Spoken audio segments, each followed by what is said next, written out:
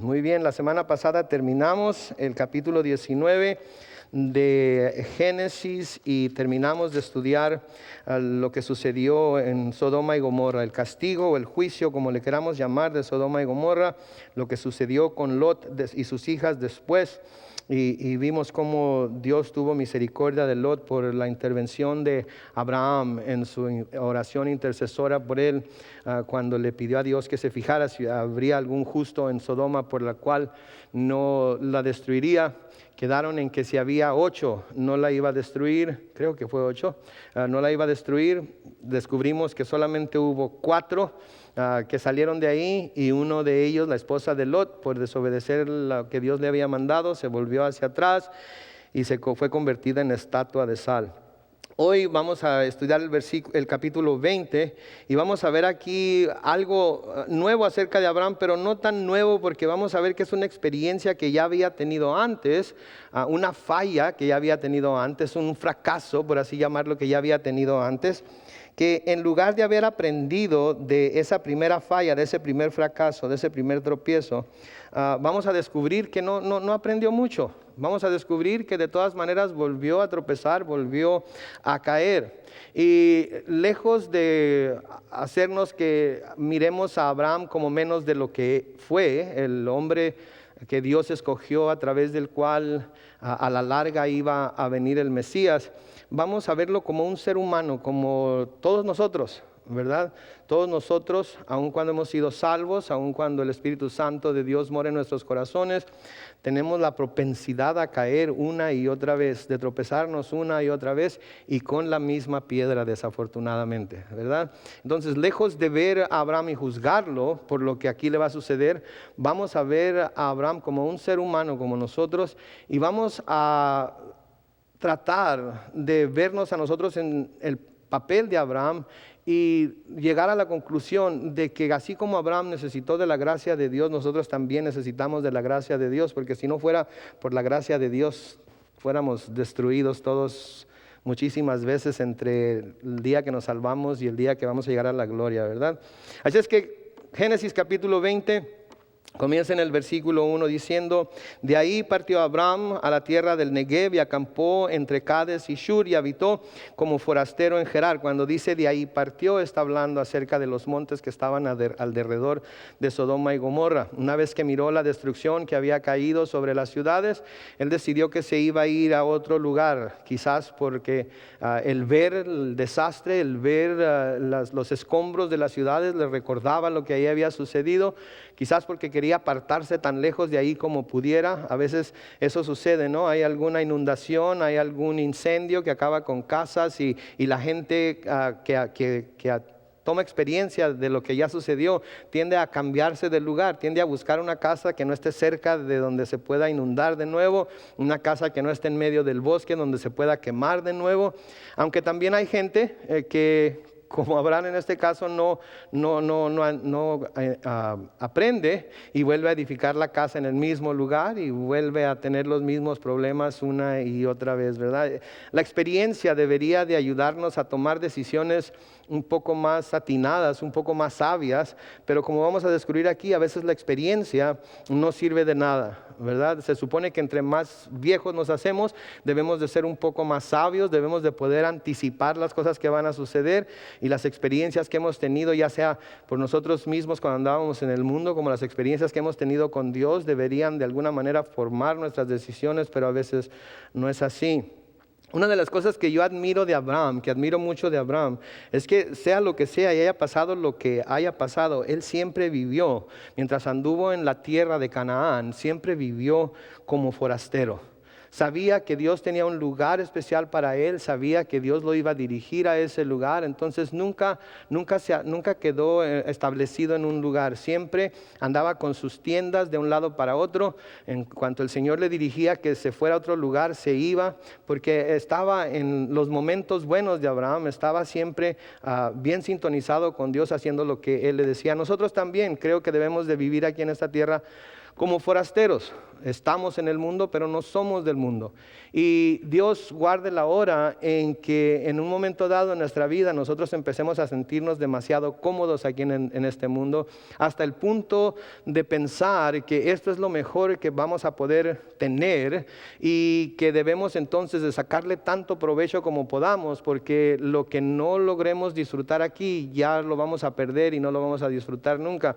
La palabra de Dios nos dice que nuestro Señor Jesucristo fue al cielo, fue con su Padre, y que está preparando un lugar para nosotros allá, que el libro de Apocalipsis nos describe como un lugar en donde hay calles de oro, en donde está el río de la vida, en donde los árboles dan 12 diferentes frutos todo el año, en donde no hay lágrimas, en donde no hay enfermedad, en donde no hay muerte. Entonces lo mejor que pudiéramos querer lograr aquí en este mundo no se compara con lo que Dios tiene preparado para nosotros. Entonces debemos de constantemente vivir una vida de forastero, entendiendo que nosotros no fuimos creados para estar aquí en esta tierra por toda la eternidad. La eternidad la vamos a vivir con nuestro Señor en el cielo.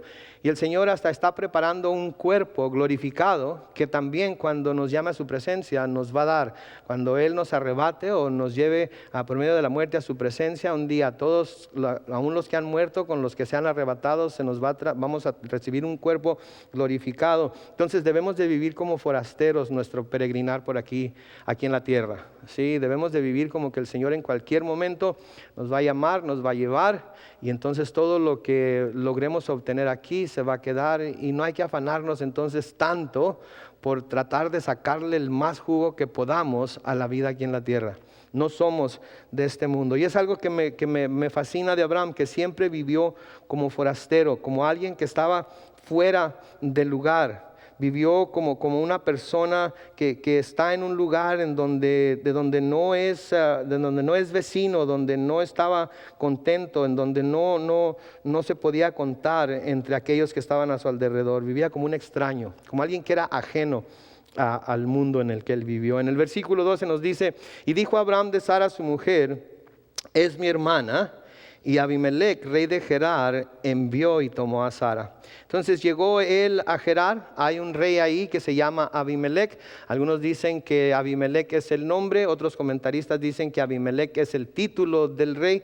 Aquí lo llaman rey Abimelech, así es que lo vamos a llamar Abimelech como nombre, rey como su título. Y notemos aquí que esta es la misma mentira que Abraham usó en Génesis 12, en los versículos 10 al 13, cuando fue a Egipto sin consultar a Dios, cuando fue a Egipto sin pedir la opinión de Dios, sin buscar la dirección de Dios. Y al llegar ahí, su esposa era una persona, una mujer hermosa, y sintió miedo de que los egipcios quisieran tomarla a ella como mujer, y por tomarla a ella como mujer lo iban a matar a él. Así es que le pidió a Sara que dijera que era su hermana. De igual manera aquí llega, como vamos a ver más adelante, es la misma razón por la que lo hace. El temor, el deseo de protegerse a sí mismo le hace que una vez más diga que Sara, su esposa, es su hermana. Ahora aquí Sara ya estaba bastante avanzada en años, ¿verdad? Si era por la hermosura o si era porque él era un hombre muy rico y tenía temor de que la gente de Abimelech lo quisiera matar para quedarse con su esposa y por ende con todos sus bienes que tenía, no sabemos, pero el hecho es que él tuvo temor y una vez más miente acerca de quién es Sara en su vida. Y aquí lo que esto nos muestra es que es muy fácil deslizarnos, ¿sí? En el idioma inglés hay una palabra que se usa mucho para describir al cristiano que no está caminando como debe de caminar, y se llama backslider. Alguien que está tratando de avanzar hacia enfrente, pero que por una razón u otra siempre se desliza hacia atrás. Es como aquel burrito que da 2 pasos para adelante y luego da 4 para atrás. Eso es lo que es. La palabra que se traduce al inglés backslider en la Biblia en español, de hecho se traduce rebeldía. Okay. Entonces, cuando alguien dice, yo soy cristiano, pero soy backslider, ahorita estoy deslizado hacia atrás, ahorita como que di unos cuantos pasos hacia atrás. Me encanta la Biblia en español, porque la Biblia en español lo llama como lo que es. No se está deslizado hacia atrás, se está rebelando contra Dios. Vamos a llamarlo como lo que es. No nos hagamos del ojo chiquito, como dice mi papá, o no nos hagamos guajes, como dice mi mamá. Uno siendo del sur y otro siendo del norte, tiene cada uno su manera de hablar, pero para el caso es lo mismo.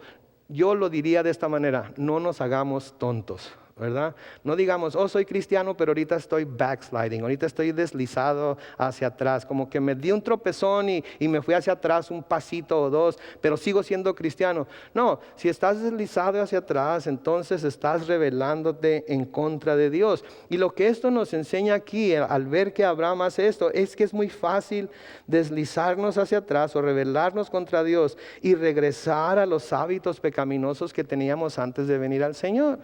Es muy fácil, estamos tan acostumbrados a ellos que aun cuando el Señor nos ha hecho criaturas nuevas, ¿verdad? De repente empezamos a cansarnos quizás del camino cristiano, empezamos a cansarnos de ir a la iglesia, de leer nuestra Biblia, de orar, de vivir una vida cercana al Señor, y empezamos a rebelarnos contra Él, porque eso es lo que es rebelión. ¿Sí?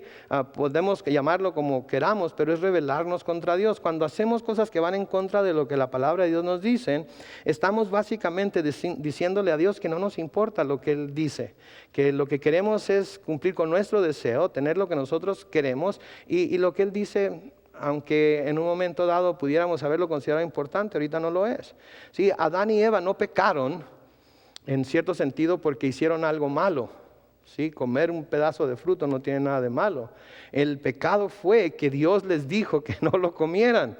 Y llegó el momento en el que su deseo por ser como Dios y tener la sabiduría de Dios y ser encontrados con su propia justicia, o ser encontrados siendo soberbios por querer ser como Dios, simplemente dijeron, ok, Dios dijo que no comiéramos, pero la serpiente está diciendo que no hay problema con comer, así es que sin decir las palabras dijeron, Dios, no nos interesa lo que tú digas. Y se rebelaron contra Dios. Ese fue el pecado de Adán y Eva. No vayamos a creer, o no vayamos a caer en el error de que se comieron la manzana y la manzana era mala y por eso Dios los... No, se rebelaron contra Dios y no les importó lo que Dios decía. Y cuando nosotros nos rebelamos contra Dios y no hacemos lo que Dios nos dice, entonces estamos regresando a nuestros hábitos pecaminosos. Porque antes de que viniéramos a Cristo no nos importaba un cacahuate lo que la Biblia dijera. No nos importaba ni un comino lo que la Biblia dijera. Cuando vinimos a Cristo, el Espíritu Santo de Dios vino a nuestra vida y nos empezó a dirigir a través de lo que la palabra dice y empezó a mostrarnos el camino. Y entonces ahora nosotros tenemos que tomar una decisión de si vamos a seguir ese camino o no. Y cuando decidimos no seguirlo, estamos simplemente diciéndole a Dios, bueno, eso es lo que tú crees, eso es lo que tú dices, eso es lo que tú escribiste en tu palabra, pero en mi situación, en la cultura en la que yo vivo, en los tiempos en los que yo estoy tratando de vivir mi vida, eso no está de acuerdo con ello. Así es que yo decido hacerme mejor a lo que yo quiero, a lo que la cultura pide, a lo que mis deseos son, y hago tu palabra a un lado. Y eso es lo que Abraham hizo. Abraham había pasado por esta experiencia antes, Dios lo había sacado del atolladero en el que se metió y lo había bendecido inclusive, y ahora llega el momento otra vez de decidir entre si va a hacer lo que es bueno delante de Dios o no, y vuelve a sus hábitos pecaminosos por temor o por lo que sea, y miente de nuevo. Ahora, Abraham aquí tropieza con algo, como ya les he dicho antes, con que había tropezado antes, ¿sí? Porque en vez de confiar en Dios una vez más, en vez de confiar que Dios lo iba a proteger, en vez de confiar que Dios iba a proveer para él y que iba a mantener a su familia junta, él hizo su propio plan para tratar de lograr el objetivo. ¿Sí? Y su plan iba a fallar. Iba a fallar porque iba a enlodar el nombre de Dios, iba a darle una razón a este rey Abimelech para que blasfemara el nombre de Dios. Y su testimonio iba a sufrir por ello. Ahora, otra cosa que nos muestra aquí, este pasaje que estamos leyendo, es que la edad no nos hace más santos automáticamente, ¿verdad? A veces les decimos a nuestros hijos, ya tan viejo, ya tan grande, ya eres un adolescente o ya eres un joven adulto o ya no vives con nosotros, ya deberías de tener más experiencia, ya deberías de pensar como adulto y sigues pensando como un chamaco. No se te ve que seas un hombre responsable, no se te ve que pienses las cosas en serio. ¿Sí? Tenemos que recordar, la edad no nos hace más santos automáticamente. ¿Sí? Se supone que las canas deben de ser símbolos de sabiduría en nuestra vida, ¿verdad? Pero a veces ni las canas queremos porque nos las pintamos para que no se vean, ¿verdad? A mí se me hace que la sabiduría se quema con cada cana que se pinta, ¿verdad? Así es que a lo mejor deberíamos de dejar de pintarnos el pelo, ¿verdad? Y a lo mejor la sabiduría crecería, ¿no? No sé yo, pero la edad, las canas, la experiencia debería de ayudarnos a tomar decisiones más sabias, más santas. Pero ¿sabe qué? No importa qué tan viejos o qué tan jóvenes seamos, jamás vamos a poder hacer eso, al menos que nosotros tomemos una decisión consciente de que vamos a vivir una vida sometidos al Espíritu de Dios. De que vamos a vivir una vida sometidos al Espíritu de Dios. De cuando el Espíritu nos hable, vamos a obedecerlo. De cuando el Espíritu nos diga lo que debemos de hacer, lo vamos a hacer como el Espíritu nos dice.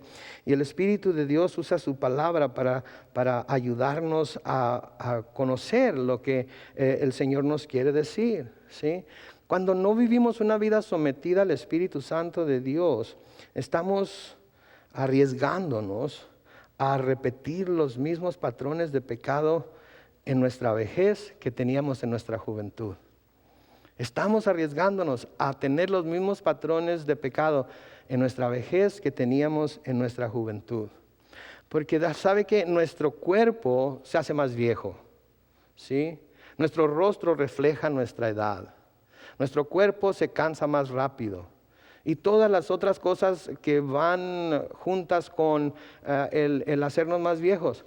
Pero ¿sabe qué no cambia y sigue tan igual de joven que siempre? Nuestras pasiones. Nuestras pasiones. Y al hablar de pasiones no necesariamente estoy hablando de pasiones carnales, estoy hablando de pasiones de toda índole, ¿sí? Lo único que tenemos que hacer es, cuando vayamos al próximo picnic, ¿ok? Mire a los hermanos que son apasionados del fútbol, soccer, ¿ok? No importa. Lo siento si hay alguno que está aquí que ha estado en el picnic, pero lo voy a decir. No importa qué tan viejos estemos, no importa qué tantos huesos nos vayan a doler al siguiente día, porque nuestra pasión es el fútbol. Vamos a meternos a jugar con los jóvenes y vamos a querer ganarles y vamos hasta hacer trampa a veces, echándonos encima y jalándoles la camiseta para que se caigan, haciendo todo tipo de trampa porque les queremos ganar. ¿Por qué? Porque nuestra pasión es jugar el fútbol y no es nada más jugar el fútbol, sino ganar el partido. Y aun cuando ya estamos viejos, pensamos que de alguna manera podemos seguir adelante y jugar como cuando estábamos jóvenes. Y al siguiente día pagamos el precio, ¿no es cierto? Y no tiene que ser fútbol, puede ser cualquier otro juego, puede ser jugar a las canicas. Al siguiente día no nos vamos a poder levantar porque las rodillas nos van a doler, como nunca nos han dolido antes, ¿verdad? Las hermanas se ponen a jugar voleibol, ¿verdad? Se ponen a jugar voleibol como si fueran quinceañeras, ¿verdad? Y terminan con uñas quebradas y terminan con dedos hinchados y pierden anillos y traen a todo el mundo a gatas buscándolo y luego al siguiente día no se pueden levantar a hacer el lonche y etcétera, etcétera. ¿Saben qué? Nuestros cuerpos envejecen, nuestra mente envejece, nuestro corazón envejece, todo envejece, pero nuestras pasiones, cualquiera que éstas sean, no importa cuáles sean, no estoy hablando nada más de nuevo de las pasiones carnales, estoy hablando de toda pasión. Las pasiones no envejecen, quedan igual. Aquello por lo que tanto luchábamos cuando éramos jóvenes, seguimos luchando por ello cuando ya somos viejos. Y a veces estamos hasta más dispuestos a pagar las consecuencias porque nos queda muy poco tiempo para lograrlo, ¿no es cierto? Y entonces tenemos que tener mucho cuidado, ¿sí? De no caer en el mismo error que Abraham aquí. Tenemos que darnos cuenta que entre más cansados estamos, más nos ataca Satanás. ¿Sí? Entre más cansados estamos, más trata de empujarnos hacia aquellas cosas que nos van a hacer daño. ¿Sí? Entonces tenemos que tener cuidado. Yo creo que deberíamos de hacer caso de lo que Pablo le escribe a su hijo en la fe, Timoteo, en 2 de Timoteo, capítulo 2 y el versículo 22, en donde le dice: huye también de las pasiones juveniles y sigue la justicia, la fe, el amor y la paz. Noten, con los que de corazón limpio invocan al Señor. Dice, huye de las pasiones juveniles, cualquiera que éstas sean, no importa cuáles sean. ¿Sí? Huye de ellas, no te vayas detrás de ellas, no vayas a buscarlas, ¿sí? Sino que en lugar de eso, mejor mira, sigue la justicia, sigue la fe, el amor y la paz, y hazlo con aquellos que de corazón limpio invocan el nombre del Señor. En otras palabras, hazlos con hermanos cristianos. Sí, una de las cosas que es una gran ventaja jugar fútbol cuando uno ya está un poco mayor con los hermanos cristianos, es que no lo van a patear como lo harían los jugadores seculares, ¿verdad? O no lo van a empujar o tratar de dañar. Lo van a empujar, pero luego van a tratar de levantarlo, ¿verdad? Se van a hacer como que, ay, perdona, ¿verdad? Y lo van a agarrar y lo van a tratar de levantar. En un juego secular no les iban a hacer así, entre más fuerte caigan mejor, así ya no se levantan y siguen jugando. Entonces, sigue la justicia, sigue la paz, sigue el amor, con los que de corazón limpio invocan al Señor. ¿Sí? Entonces, tenemos que hacer a un lado esas pasiones. Y tenemos que, aunque lo reconozcamos o no, nos necesitamos unos a otros. Nos necesitamos para que unos a otros podamos impulsarnos, podamos alentarnos, podamos darnos ánimo para poder vivir nuestra vida y hacer las cosas que Dios quiere que hagamos durante nuestra vida. Sí, no hay cristianos llaneros solitarios, como se les dice, ¿verdad? Nos necesitamos unos a otros, necesitamos congregarnos como cristianos, con otros cristianos que nos ayuden, que nos, como quien dice, nos hagan responsables de cómo estamos viviendo, de lo que estamos haciendo, etcétera, etcétera. El escritor de la carta a los Hebreos les escribe en Hebreos capítulo 10, comenzando con el versículo 23. Mantengamos firme, sin fluctuar, la profesión de nuestra esperanza, porque fiel es el que prometió. Y luego noten lo que dice el versículo 24. Y considerémonos unos a otros para estimularnos al amor y las buenas obras. Todos y cada uno de nosotros debemos estar constantemente estimulándonos los unos a los otros a amarnos y a hacer buenas obras. Desde el púlpito se les trata de estimular a que sirvan en algún ministerio, se les trata de estimular a que vayan a algún home fellowship y tengan ese compañerismo con otros cristianos en donde pueden conocer y ser conocidos. Se les trata de estimular a amarse los unos a los otros. Y luego, ¿cómo podemos lograr esto? El versículo 25 de Hebreos 10 nos dice: no dejando de congregarnos como algunos tienen por costumbre, sino exhortándonos, y tanto más cuando veis que aquel día se acerca. Entonces, una de las exhortaciones que la palabra nos da es que no dejemos de congregarnos como iglesia, como congregación, de ahí la palabra congregarnos, como algunos tienen por costumbre, y más cuando vemos que aquel día se acerca. Entre más se acerca el día en el que Jesucristo viene, necesitamos ser más alentados a mantener firme nuestra profesión de fe, ¿no es cierto? Vemos lo que está sucediendo ahorita en Irak, ¿verdad? Con esta organización ISIS, vemos lo que está sucediendo en Siria, vemos lo que está sucediendo en todos esos países.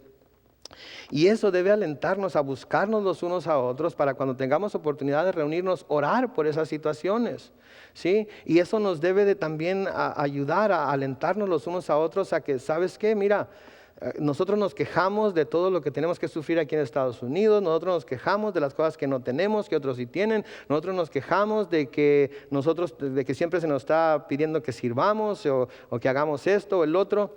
Pero ¿qué tal si vivieras en Irak ahorita y fueras cristiano? ¿Qué tal si vivieras en Egipto ahorita y fueras cristiano? ¿Qué te sucedería?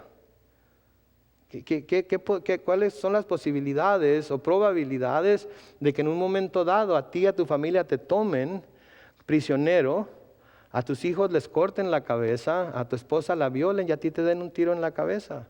Yo creo que muy buenas. Y al ver eso y al reunirnos para orar por nuestros hermanos que están sufriendo esa persecución, entonces nos damos cuenta de que debemos ser agradecidos con Dios y que debemos de reunirnos los unos con los otros para alentarnos y para estimularnos a amarnos más, a hacer buenas obras y a no dejar de congregarnos porque nos necesitamos.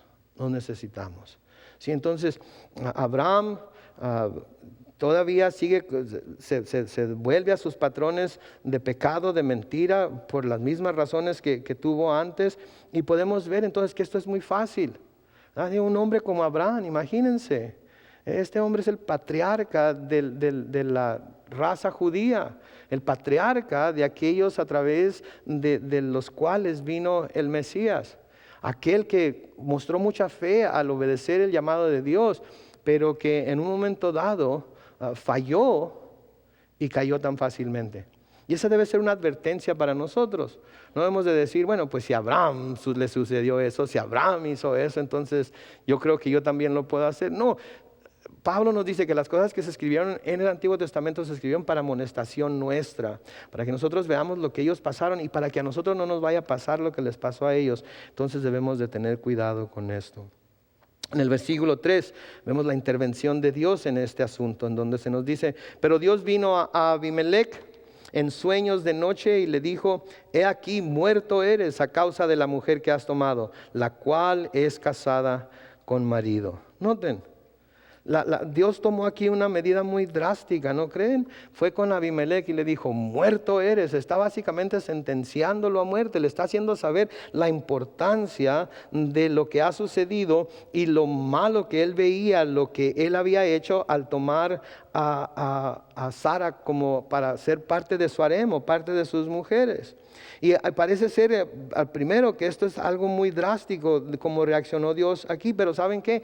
Había un riesgo muy grande si Abimelec hubiera tomado a Sara como esposa.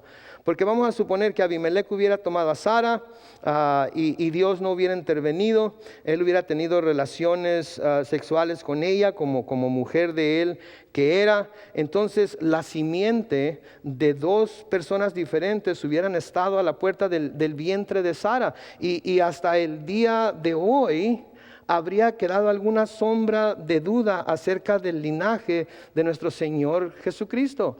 Porque hasta ahorita sabemos que Sara y Abraham nada más tuvieron un hijo, del cual después nacieron los patriarcas por el lado de Jacob, del cual después nacieron aquellos 12 hombres que fueron los fundadores de las 12 tribus de Israel, y luego de la tribu de Judá finalmente nació el Mesías, y podemos trazarlo hasta Sara y Abraham, no hay ninguna duda. Pero si Sara hubiera tenido un hijo de Abimelec o un hijo de cualquier otro hombre, ¿qué evitaría que el mundo dudara que Jesucristo no había nacido de alguien que había sido no hijo de Abraham, sino hijo del otro hombre? Entonces Dios tuvo que intervenir, era necesario que interviniera.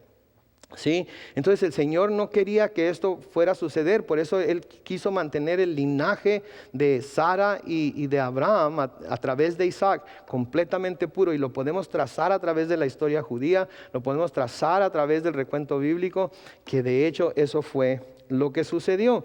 Ahora, algo que debemos ver aquí también es que a pesar de que Abraham falló en confiar realmente en Dios para que le ayudara en esta situación, Dios no lo abandonó. Dios no lo abandonó. Dios no abandonó a Sara tampoco. Dios protegió a Sara por su obediencia, por su sujeción a lo que su marido le pidió, aun cuando era algo, yo creo, intransigente, aun cuando el marido estaba pidiendo algo que jamás debe haberle pedido.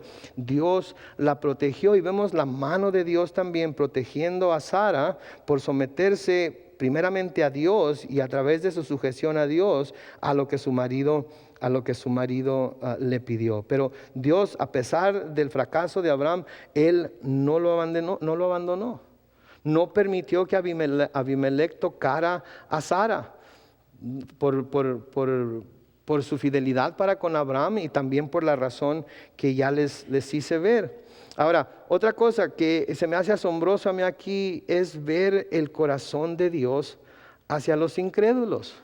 El corazón de Dios hacia los incrédulos, aun cuando no creen en Él, aun cuando lo desprecian, aun cuando no lo respetan como Dios que es, Él sigue advirtiéndoles acerca de su pecado para que tengan la oportunidad de arrepentirse y volverse a Él. ¿Sí? Es algo que a veces nosotros mismos, aún como cristianos, no estamos dispuestos a dar, ¿no es cierto? Esa segunda oportunidad. No estamos dispuestos a decir, esta persona parece que nadie lo puede alcanzar, pero yo sé que Dios sí lo puede alcanzar, por lo tanto voy a seguir insistiendo, voy a seguir orando por él, voy a seguir orando por ella. Yo sé que lo que me ha hecho o lo que ha hecho en el pasado es horrendo, pero yo debo de seguir pidiéndole a Dios por él, porque eso es lo que Dios nos llama a hacer. Dios no se desespera, Dios siempre está dispuesto, aun aquellos que no lo reconocen como tal, a darles la oportunidad para que se arrepientan y se vuelvan a Él.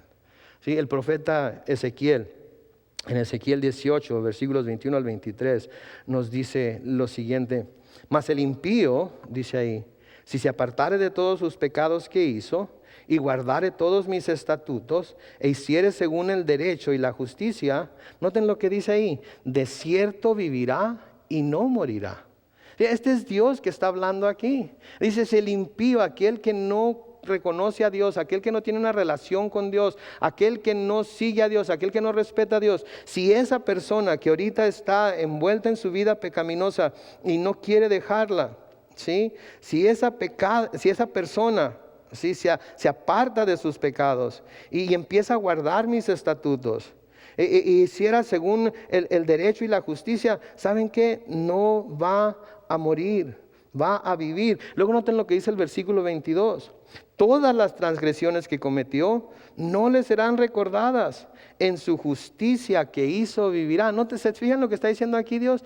Todos los pecados que ha cometido, no importa cuán horrendos, no importa cuán grandes, no importa lo ofensivos que hayan sido para Dios, ninguno de ellos va a ser recordado.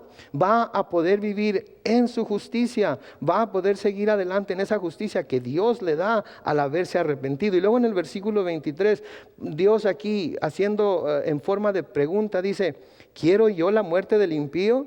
Dice Jehová el Señor. Y luego se contesta en forma de pregunta también: ¿no vivirá si se apartare de sus caminos? En otras palabras, Él quiere que los judíos vean que Dios no quiere la muerte del impío.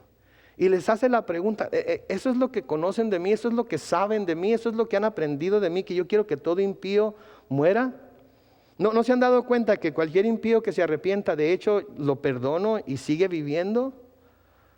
Es lo que quiere. Y obviamente la respuesta es sí sabemos que Él no quiere que el impío muera. Él quiere que todo aquel que ha pecado contra Él, que todo aquel que ha vivido en contra de su voluntad, que todo aquel que lo ha ofendido, confiese su pecado y se arrepienta de ese pecado. Y en cuanto la persona confiesa su pecado y se arrepiente de ello, ¿sí?, el Señor lo perdona. ¿Sí? El Señor lo perdona. No importa cuán grande sea el pecado, porque eso es de lo que se trata la gracia, eso es de lo que se trata la misericordia de Dios. Sí, de que Dios perdona el pecado. Él está en el negocio de perdonar pecadores. Si Él no perdonara pecadores, ninguno de nosotros tendríamos la seguridad de estar en el cielo. Porque si yo pregunto ahorita, ¿quién de ustedes no ha pecado hoy, ni en pensamiento, ni en palabra, ni en obra? ¿Quién puede levantar su mano ahorita? ¿Ya ven? Todos necesitamos la gracia de Dios. Todos confiamos en la misericordia de Dios. Todos confiamos en el amor y la compasión de Dios hacia nosotros. Y si no fuera por sus misericordias, ¿qué nos dice el profeta? Seríamos consumidos diariamente. Pero sus misericordias son nuevas cada mañana. Sí, y por eso le alabamos, por eso le glorificamos. Sí, Pedro escribe en 2 de Pedro capítulo 3 y el versículo 9: el Señor no retarda su promesa, según algunos la tienen por tardanza, sino que es paciente para con nosotros, no queriendo que ninguno perezca, sino que, noten, todos procedan al arrepentimiento. No quiere que nadie se pierda. No es la voluntad de Dios que alguien se pierda, pero el que se quiera perder por rechazar la oferta de perdón que Él les hace, Se va a perder, pero no porque Dios sea malo, no porque la gracia de Dios no los haya alcanzado, sino porque rechazaron la gracia de Dios, porque rechazaron el perdón de Dios, porque no confesaron sus pecados. Y la palabra de Dios nos dice en 1 de Juan que si confesamos nuestros pecados, Él es fiel y justo para perdonarnos nuestros pecados y dice limpiarnos de toda maldad. No importa de qué maldad estemos hablando, Él está dispuesto a limpiarnos de toda maldad.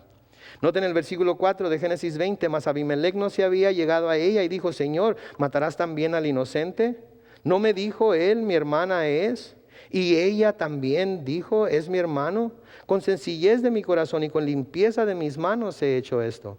Y le dijo Dios en sueños, yo también sé que con integridad de tu corazón has hecho esto, y yo también te detuve de pecar contra mí, y así no te permití que la tocases. Noten, Dios fue el que no permitió que la tocara. No sé qué habrá hecho Dios, pero de alguna manera intervino y no dejó que Abimelec tocara a Sara, porque el propósito de Abimelec en tomarla como mujer no era para tenerla de adorno, quiero asegurarles eso, era para tocarla, ¿sí? Como mujer. Pero Dios hizo algo, Dios de alguna manera intervino y Abimelec no la tocó.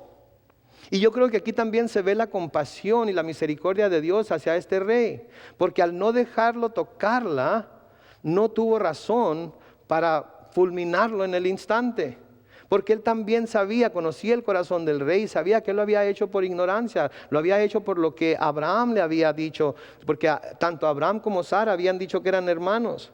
Y entonces Dios, conociendo su corazón, lo detuvo de pecar contra mí. Noten que dice, te detuve y yo también te detuve de pecar contra mí. Dios hablando aquí, y así no te permití que la tocases. Sí, Proverbios 21:1 dice, como los repartimientos de las aguas, así está el corazón del rey en la mano de Jehová. A todo lo que quiere, lo inclina. Sí, el corazón del rey está como las aguas en la mano de Dios. Y aun cuando los reyes crean que están haciendo lo que ellos quieren, en realidad lo que están haciendo es lo que Dios les permite hacer. Y en el momento que llegan demasiado lejos, Dios los detiene. Ahora esto viene a la mente, ¿verdad? Bueno, entonces, ¿por qué Dios no está deteniendo a los reyes que están ahorita haciendo lo que están haciendo en Irak y en otras partes? ¿Saben qué? Lo que estas personas están haciendo allá, de alguna manera están sirviendo al propósito de Dios. Sí, lo peor que le puede pasar a un cristiano no es la muerte. Lo peor que le puede pasar a un cristiano no es que le corten la cabeza. Lo peor que le puede pasar a un cristiano no es que le den un tiro en la cabeza. ¿Saben qué es lo peor que le puede pasar a un cristiano? Que crea que su nombre está escrito en el libro de la vida y no lo esté. Que crea que es salvo y no lo sea. Que no se examine constantemente para ver que se encuentre en el camino recto y así estar completamente seguro de que es salvo. Lo peor que le puede pasar a un cristiano o a alguien que se cree que es cristiano es llegar a la presencia de Dios y descubrir que su nombre en realidad jamás se escribió en el libro de la vida. Eso es lo peor que le puede pasar a un cristiano. Pero la muerte, eso no es lo peor que puede pasar. La muerte nos lleva directamente a la presencia de Dios. De hecho, Pablo dice que para él el vivir es Cristo y la muerte ¿qué es? Ganancia. Y el salmista nos dice que es algo deleitoso, agradable delante de los ojos de Dios, la muerte de sus santos. ¿Sí? ¿Cómo sabemos lo que... Y no estoy diciendo que no es trágico, no estoy diciendo que no es horrendo, no estoy diciendo que no está mal, pero ¿cómo sabemos lo que estos niños que han muerto hubieran crecido a ser si Dios no se los hubiera llevado aún en esta manera tan horrenda? ¿Cómo sabemos si los cristianos que han decidido morir firmemente en su fe no se hubieran retractado de su fe si se les hubiera dado más oportunidad? ¿Sí? No sabemos, solamente Dios sabe. Y hay cosas que solamente Dios en su soberanía sabe por qué las hace y por qué permite que sucedan. Y ¿saben qué? Si ustedes están convencidos de que un día van a estar en su presencia, guarden todas esas preguntas, guarden todas esas inquietudes y el día que estén en la presencia del Señor, pregúntenle, Señor, ¿por qué? ¿Por qué? ¿Ok? ¿Por qué sucedió eso? Sí, porque si están convencidos de que un día van a estar en su presencia, todas las preguntas que pudieran tener, Él se las va a responder. Él les va a dar la respuesta. Yo no sé por qué mi padre físico tuvo que morir, mi padre, el que me engendró, tuvo que morir cuando yo tenía 1 año y medio y mi mamá estaba embarazada de mi hermano. Yo no sé por qué tuvo que suceder eso. Quizás Dios quiso que eso sucediera para que Él no mirara lo que sus hijos fueron una vez que fueron adolescentes y decidieron dejar los caminos de Dios y no seguir en sus pisadas. Quizás fue su misericordia, que por su misericordia que Él se lo llevó antes. No sé, pero ¿saben qué? Un día se los voy a preguntar. Cuando menos eso es lo que pienso hacer. Aunque yo creo que en el día en que me encuentre en la presencia de Dios y en el cielo, todas las preguntas que pudiera tener van a desaparecer. Voy a estar tan gozoso de estar ahí que ni siquiera me voy a acordar de todas esas cosas. Voy a conocer a mi Padre, voy a correr a sus brazos y voy a abrazarlo y Él me va a contar todo lo que estuvo, todo lo que ha sucedido en el cielo y me va a hablar de cómo estuvo intercediendo por mí y lo voy a conocer a Él y después de conocerlo a Él voy a ir a abrazar a mi nana y así sucesivamente y de las preguntas ni siquiera me voy a acordar. ¿Qué importa? ¿Por qué? Lo que pasó es que Él está en el cielo y yo un día voy a estar con Él y eso es lo importante, amén. Entonces el Señor le dice a Abimelec aquí en el versículo 7, ahora pues devuelve la mujer a su marido porque es profeta y orará por ti y vivirás. Y si no la devolvieres, sabe que de cierto morirás tú y todos los tuyos. Noten lo que le dice el Señor aquí a Abimelec. Y noten que aun cuando Abraham había mentido acerca de que Sara era su hermana, Dios aún así envía a Abimelec para que Abraham haga ¿qué por él? Ore por él. ¿Se fijan? Yo no sé, pero yo si hubiera sido Dios, si hubiera dicho, ¿sabes qué? No cometiste el pecado, te voy a mandar un profeta que en realidad es profeta, que no es como Abraham, para que ore por ti y pida por ti, interceda por ti y así puedas obtener perdón. No, lo manda con Abraham mismo y de nuevo es digno de tomar nota aquí de que a menudo nosotros mismos nos calificamos de hacer cosas para Dios por sentirnos indignos de que Dios vaya a obrar a través de nosotros por algún pecado que hemos cometido. Nos descalificamos nosotros mismos. Oh no, yo nunca podría pasar al frente para orar por gente porque soy el peor de los pecadores. No conocen mi historia, ¿ok? Oh no, yo nunca podría servir en el ministerio para niños porque con las cosas que he hecho sin duda nunca me aceptarían. No conocen mi historia. Yo nunca podría estar allá en la plataforma cantando y tocando, aun cuando sé tocar la guitarra y aun cuando tengo una voz para cantar, porque sin duda Dios mandaría un rayo y me partiría en dos inmediatamente. No conocen mi historia. ¿Sí? Nosotros no nos descalificamos nosotros mismos, aun cuando hayamos cometido los más horrendos de los pecados. Sí, Pablo nos dice en el libro de Romanos que los llamamientos y los dones de Dios son irrevocables. No nos son quitados, aun cuando pecamos. ¿Y saben qué? Déjenme decirles algo. En nuestro mejor día como cristianos, no somos en lo absoluto dignos de que Dios nos use.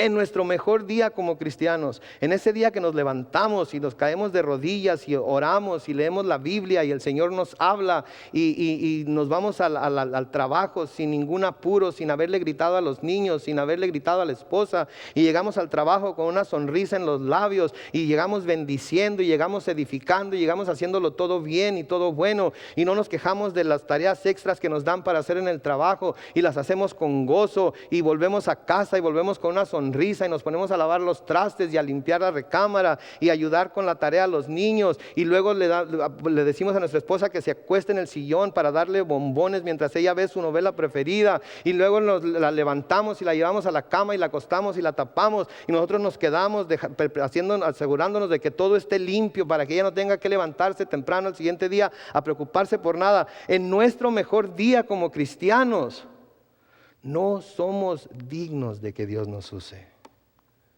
No lo somos. Sin embargo, Él decide hacerlo porque Él quiere que experimentemos su gracia y su perdón. Y especialmente cuando le fallamos. Porque es así como se comprueba que es por gracia y no por obras. Porque si yo puedo llegar con el Señor con una libreta llena de buenas obras, por las cuales Él debería dejarme entrar al cielo, de nada me van a servir. Pero si yo llego al cielo y Dios me pregunta, ¿por qué debo dejarte entrar en mi reino? Y le digo, porque tu Hijo Jesucristo derramó su sangre por mí y yo recibí su sacrificio como aquello que me limpió de mi pecado. Va a abrir las puertas y nos va a dejar entrar. Versículo 8 dice: entonces Abimelech se levantó de mañana y llamó a todos sus siervos y dijo todas estas palabras a los oídos de ellos, y temieron los hombres en gran manera. Después llamó a Abimelech a Abraham y le dijo: ¿qué nos has hecho? ¿En qué pequé yo contra ti, que has atraído sobre mí y sobre mi reino tan grande pecado? Lo que no debiste hacer has hecho. Y dijo también Abimelech a Abraham: ¿qué pensabas? ¿Para qué hiciste esto? Y Abraham respondió: porque dije para mí, ciertamente no hay temor de Dios en este lugar, y me matarán por causa de mi mujer. Noten, esta era la excusa que Abraham dio para decir su mentira. Pero el verdadero problema era que no había temor de Dios. ¿En quién? En Abraham. Abimelech no tenía por qué tener temor de Dios. Él no era creyente en el Dios Todopoderoso. Él no era creyente en Jehová. Abraham decía que lo era. Sin embargo, mintió. ¿Quién era el que no tenía temor de Dios? Era Abraham, que decía conocerlo, pero no le temió. Era Abraham que lo llamaba Señor, pero no hacía lo que él le había dicho, lo que él le dijo. Esas fueron las palabras de nuestro Señor Jesucristo. ¿Recuerdan por qué me llaman Señor, Señor? Pero luego no hacen lo que yo les digo. Su Señor, Señor es nada más de los labios para afuera. Sí, con sus labios me honran, pero su corazón está lejos de mí. Era Abraham el que no tenía temor de Dios. Sí. Y tenemos que tener temor de Dios. Sí, Isaías 8:13 nos dice: a Jehová de los ejércitos, a Él santificad, sea Él vuestro temor y Él sea vuestro miedo. ¿Sí?